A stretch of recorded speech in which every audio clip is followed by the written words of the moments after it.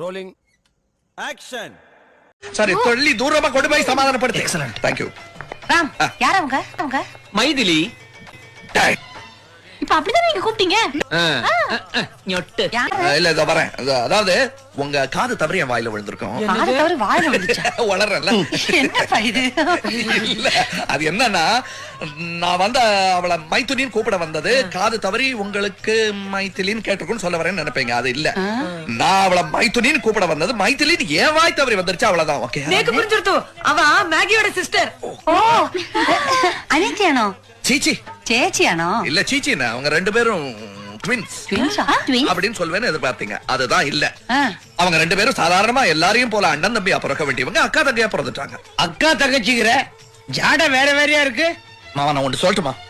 கேள்வி கேட்கறது ரொம்ப ஈஸி மாமா, பதில் சொல்றதுதான் கஷ்டம். சொல்லி பார்த்தாதான் தெரியும். உடனே என்னப்பா எதுக்கு டென்ஷன் ஆற? எனக்கு ஒரு டென்ஷன் இல்ல, எனக்கு இப்ப என்ன சொல்றதுன்னே தெரியல மாமா. ஐயோ இல்ல, எதனா சொல்லிடுவேன்னு வச்சுக்க. இவங்க அக்கா தங்கச்சிக்குள்ள சண்டை என்னாலதான். மனசிலாய் இல்ல லாயெல்லாம் இல்ல. சரி